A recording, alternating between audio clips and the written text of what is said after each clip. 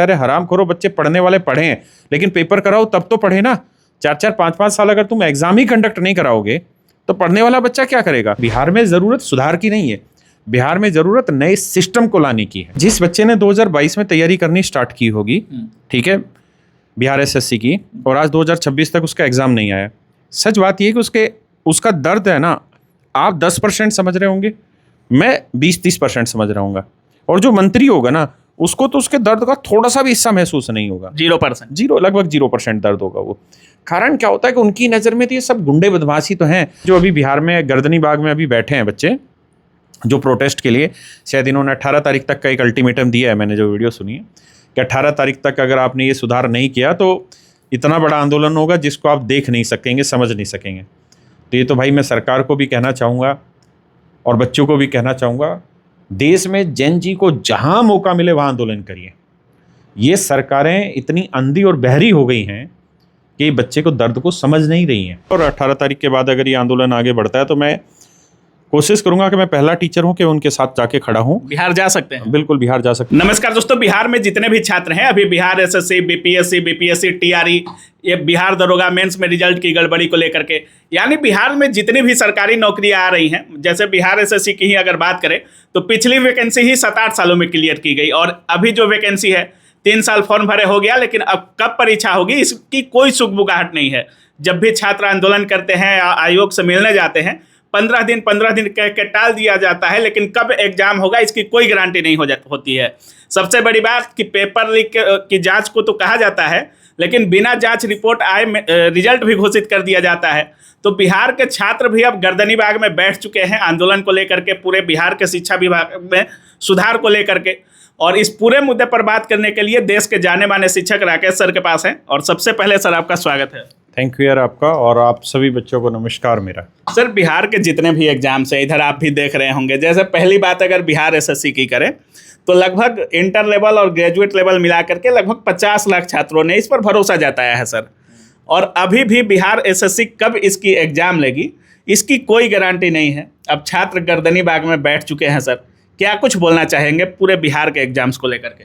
देखो, मैं 2-3 चीज़ों पर बात करता हूँ। सबसे पहले तो ये कि एक तो अभी मैं हाल फिलहाल बहुत सारी बच्चों की वीडियो देखने लग रहा था जो बिहार दरोगा को लेके थी, बिल्कुल, है ना, जिसमें पेपर लीक से लेके जुड़ी बहुत सारी चीज़ें बच्चों ने बताई। अब दिक्कत क्या है कि बहुत सारी वीडियो में देखा कि सरकार खुद भी उस चीज़ की इंक्वायरी कर रही है। इंक्वायरी का अब तक कोई आउटपुट आया नहीं है, रिजल्ट आया नहीं, लेकिन उससे पहले मीन्स की तैयारी हो गई, रिजल्ट घोषित हो गया, है ना। तो इसका मतलब सीधा सीधा ये हुआ कि शायद सरकार इस चीज़ में चाहती ही नहीं कि वो इंक्वायरी का रिजल्ट आए, वो उससे पहले ही चीज़ों को रफा दफा करना चाहती है। और बिहार एसएससी तो मुझे लगता है पूरे वर्ल्ड में शायद इकलौता ऐसा ये बिहार वाला बोर्ड है, मतलब जिस पे 50 लाख बच्चा भरोसा करने के लिए बैठा है, लेकिन वो भरोसे लायक 5 पैसे का भी ये बिहार बोर्ड नहीं है। बिहार एसएससी मुझे याद है 2014 में वैकेंसी आई थी, 13-14 में वैकेंसी आई, जो 2021 में इन्होंने जाके क्लियर की, और अब 2022-23 का फॉर्म भरा हुआ है ना। फॉर्म भरने की विंडो 3-3 बार खोल दी, लेकिन आज तक उसके एग्ज़ाम की कोई डेट नहीं है। अब सारा सवाल ये आता है कि बिहार में सुधार की ज़रूरत नहीं है, बिहार में मूल रूप से परिवर्तन की ज़रूरत है। आप एक खराब चीज़ को अगर थोड़ा सा सुधार भी देंगे तो थोड़े दिन बाद फिर वो खराब होगी। बेटर है उस पूरे सिस्टम को ख़त्म किया जाए, दोबारा से नए सिरे से चीज़ें गठित की जाए, और उसका एक बढ़िया तरीका ये हो कि अगले 3 साल तक बिहार में जितनी भी वैकेंसी आनी है वो सारी वैकेंसी या तो यूपीएससी कंडक्ट करे या एसएससी जैसा बोर्ड कंडक्ट करे, और इन 3 सालों में बिहार के अंदर स्ट्रक्चर इतना बड़ी मात्रा में चेंज हो कि 3 साल बाद जब बिहार खुद अपने गवर्नमेंट जॉब के एग्ज़ाम कंडक्ट करे तो उसमें चीटिंग ना हो, दिक्कत ना हो। आप देखिए रेलवे में हम लोगों ने आंदोलन कर करके कितना सुधार लाया, ये सभी टीचर, सभी बच्चों की मेहनत थी। आज रेलवे का कैलेंडर हूबहू जारी रहने लग गया, हर साल वैकेंसी आने लग गई। कोई महीना जाता है जिस महीने एग्जाम नहीं चल रहे होते, अभी जैसे ग्रुप डी का पेपर चलने लग रहा है, हर रोज आपको पेपर मिलेगा, पेपर के बाद आंसर की भी आ रही है, फिर रिजल्ट भी आ रहा है, और फाइनली ज्वाइनिंग भी बहुत बच्चों को लगातार दे रहे हैं। तो जब सरकार बहरी हो जाती है और बहरी के साथ साथ अंधी हो जाती है, जब 50 लाख बच्चा एक बोर्ड पे डिपेंड है, और मैं हमेशा ये कहता हूँ कि जो जंतर मंत्र पे जो जनजी का आक्रोश था ना, वो केवल नीट का आक्रोश नहीं था। नहीं सर। नीट के तो वहाँ बच्चे बहुत ज़्यादा थे भी नहीं। जो असलियत में बच्चे थे वो बच्चे थे जो अपने अपने स्टेट बोर्ड से दुखी होके बैठे थे। जो केंद्र सरकार के कुछ बोर्ड है उनसे दुखी होके बच्चे बैठे थे। अब आप बताइए 50 लाख बच्चा, जिस बच्चे ने सोचिए 2022 में तैयारी करने की सोची होगी, 2022 में उसने फॉर्म भर दिया BRSSC का, आज 2026 चल रहा है। भाई साहब 5 साल में तो सरकार बदल जाती है अपना पूरा कार्यकाल करके। जिस बच्चे ने 2022 में फॉर्म भरा होगा, क्या आज तक वो तैयारी कर रहा होगा? उसकी हमारे यहाँ हरियाणा में कहावत थी, और वो बड़ी सुप्रसिद्ध कहावत थी, लेकिन उसके बाद बहुत सुधार हुआ। क्या कि हमारे हरियाणा में हरियाणा सर्विस सिलेक्शन बोर्ड था और एक हरियाणा PCS की थी। अच्छा। तो उसमें 2011 में हरियाणा PCS का एक एग्ज़ाम कंडक्ट हुआ, मतलब वैकेंसी आई। 2014 में वो एग्ज़ाम की डेट आई। 2011 में वैकेंसी आई, 2014 में एग्ज़ाम की डेट आई। वो एग्ज़ाम की डेट 2 बार पोस्टपोन हुई। 2015 में वो एग्ज़ाम अल्टीमेटली कंडक्ट हुआ। जब वो एग्ज़ाम कंडक्ट हुआ, उसका प्री हुआ, मेंस हुआ, उसके बाद वो मतलब हमारे यहाँ बोलते तिलंडे में चली गई, मतलब कति उसके वो ख़राब हो गई वैकेंसी। तो हमारे गाँव, मतलब पड़ोस के गांव में एक लड़की थी, उसकी शादी होके आई और अच्छी पढ़ी लिखी लड़की थी, लेकिन रोज़गार तो कोई था नहीं, गरीब माँ बाप की बच्ची थी। तो जिस दिन हरियाणा PCS का रिजल्ट आया, उस दिन वो गांव में गोबर पाथ रही थी। गोबर के उपड़े होते हैं ना, गोबर समझते ना? हाँ, समझ रहे हैं। गोबर के उपड़े पाथ रही थी। जब उसका रिजल्ट आया तो गाँव वालों ने कहा, बोले भाई माइक पर उसको ऐसे कि ये तू तो SDM बन गई। PDF है। हाँ, SDM बन गई, सब डिविजनल मजिस्ट्रेट बन गई। और वो 2 साल से, क्योंकि रिजल्ट इतना लेट हो रहा है, एग्जाम इतना लेट हो रहा है, वो 2 साल से उस काम में लगी। तो इसे कहते हैं कि बच्चे की मेहनत के साथ जस्टिफिकेशन नहीं किया आपने। और बिहार में जो हालात है वो उससे भी बुरे हैं। तभी मैंने कहा कि बिहार में ज़रूरत सुधार की नहीं है, बिहार में ज़रूरत नए सिस्टम को लाने की है। इसलिए ये जो अभी बिहार में गर्दनी बाग में अभी बैठे हैं बच्चे जो प्रोटेस्ट के लिए, शायद इन्होंने 18 तारीख तक का एक अल्टीमेटम दिया है, मैंने जो वीडियो सुनी है कि 18 तारीख तक अगर आपने ये सुधार नहीं किया तो इतना बड़ा आंदोलन होगा जिसको आप देख नहीं सकेंगे, समझ नहीं सकेंगे। तो ये तो भाई मैं सरकार को भी कहना चाहूँगा और बच्चों को भी कहना चाहूँगा, देश में जेन जी को जहाँ मौका मिले वहाँ आंदोलन करिए। ये सरकारें इतनी अंधी और बहरी हो गई हैं कि बच्चे को दर्द को समझ नहीं रही हैं। ये दर्द अगर हम बयान नहीं कर पाए, जानते हैं आज़ादी का असली मतलब क्या होता है? आज़ादी का असली मतलब होता है हम अपने अंदर के डर को ख़त्म कर दें। और जब हम अपनी प्रॉब्लम के जो जिम्मेदार हैं, जिन लोगों की वजह से समस्या है, जब तक हम उनसे सवाल नहीं दागेंगे तब तक हम आज़ादी के असली हकदार नहीं कह जाएंगे। अच्छा सर, आप इतने दिन से पढ़ा रहे हैं, जैसे अभी जंतर मंतर पे प्रोटेस्ट हुआ, रांची में प्रोटेस्ट हुआ, बिहार में भी प्रोटेस्ट हुआ जेन जी का। अब बिहार के मतलब जैसे TRE हो गए, बिहार SSC, मतलब बड़े बड़े एग्जाम्स के छात्र बैठे हुए हैं। मतलब पूरे तरीके से अगर बात करें, हर जगह थोड़ा एक कोई एग्जाम हो, लेकिन पेपर लीक की खबर हर जगह से मिल जाती है सर। आपको नहीं लगता पेपर लीक से निपटने के लिए कुछ एक ठोस कदम उठाना चाहिए गवर्नमेंट को? या तो सेंट्रल गवर्नमेंट इसमें इन्वॉल्व हो, और नहीं तो अगर स्टेट एग्जाम्स है तो स्टेट वालों को भी एक ऐसा कदम उठाना चाहिए जैसे पेपर लीक या कोई भी धांधली सेटिंग से 100 बार सोचे लो। नहीं, बेसिकली कारण क्या है कि मैं पहले ऐसा नहीं मानता था, लेकिन अब मुझे ये समझ में आता है कि ये एक बहुत बड़ी इंडस्ट्री है। सरकार ने जिसे कोचिंग माफिया कह के बोल दिया, सच मायने में जो टेस्ट कंडक्ट कराने वाली जो अथॉरिटी हैं, ये हज़ारों करोड़ का धंधा नहीं करती, ये लाखों करोड़ का धंधा करती है। अभी आपने झारखंड में वो सुनी होगी कहानी, आप तो गए भी थे उस प्रोटेस्ट का हिस्सा लेने। वहाँ पे जो TPDL करके कंपनी थी, उसका जो मैनेजर था, उसने बताओ SSC का पेपर भी पास किया हुआ है। अभी बिहार में भी SSC का खबर आया, 10-10 लाख में सेटिंग था। नहीं, तो ये पूरे का पूरा एक मतलब आप ये सिंडिकेट और बहुत संगठित अपराध है ये। और इसकी अगर टोटल फाइनेंशियल वेल्थ निकाले ना तो लाखों करोड़ों में एक बोर्ड की वेल्थ जाएगी। हमें लगता है यार 200-300 रुपये भर दिए, फॉर्म की फीस है, नॉर्मल चीज़ है। ये अपने आप में एक बहुत बड़ी इंडस्ट्री है। हमारी गलती क्या हुई कि हमने टारगेट किया हमेशा अडानी को, अंबानी को। ये तो अपने आप में सबसे बड़ा कुबेर का धन बैठा है यहीं पे। और सबसे बड़ी चीज़, ये सारी की सारी ब्लैक इकोनॉमी चलती है। और अब तो हद हो गई। झारखंड वाले में अखबार को मैं पढ़ रहा था, जो जो ये सेटर था जिसने सारी सेटिंगें की, उसके पास 6 करोड़ रुपए के चेक मिले हैं। जिन बच्चों का सिलेक्शन उसको कराना था उनका एडवांस में उसने चेक ले रखा है।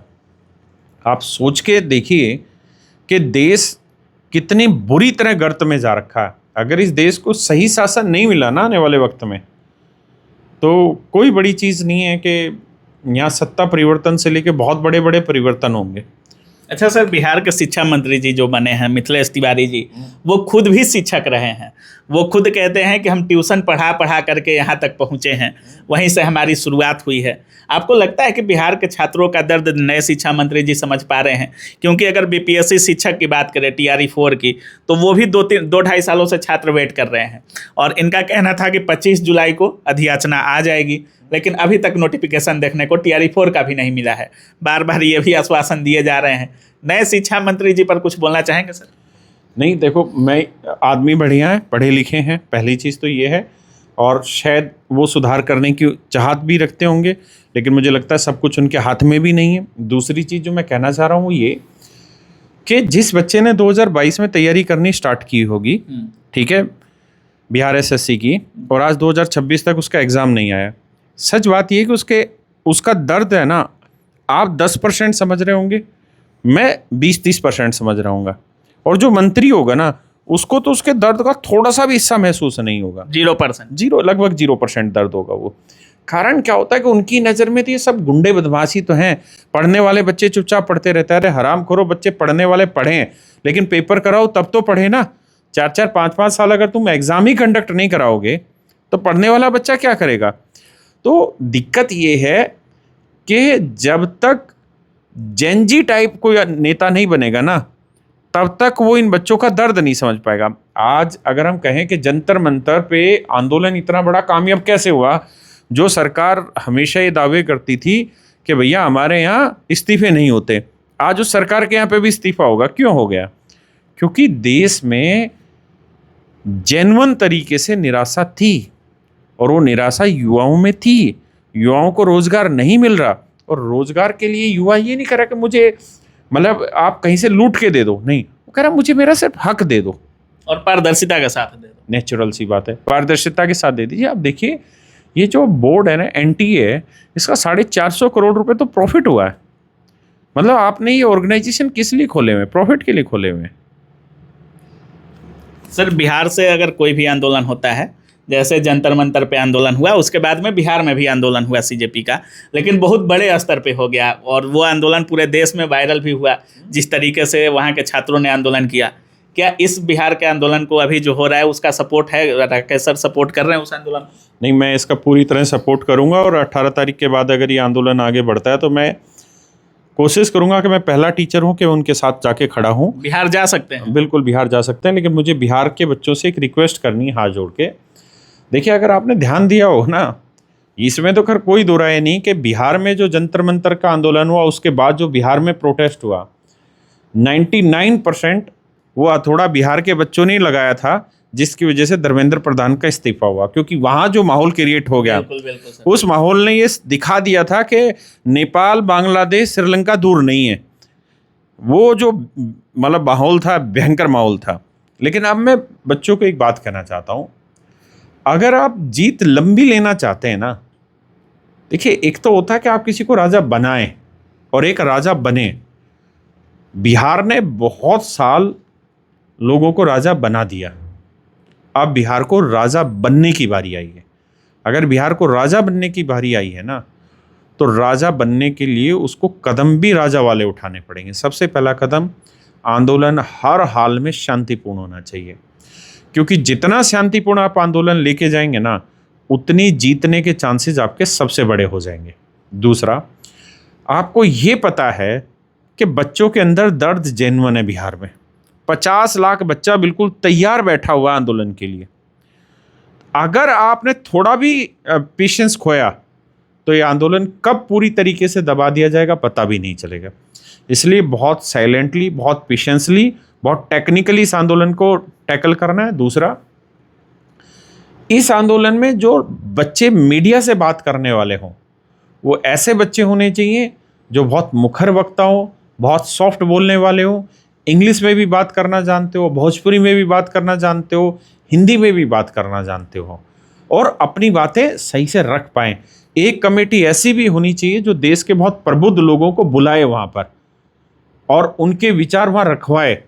आंदोलन को, बिहार को बड़ा करना होगा और इतना बड़ा करना होगा, मैंने कहा कि बिहार में सुधार की गुंजाइश नहीं है। अगर आज बिहार के बच्चे इस आंदोलन पे बैठे कि इस एग्ज़ाम की डेट दे दीजिए, तो मुझे लगता है कि ये आपकी गलती से बड़ी कोई गलती नहीं होगी।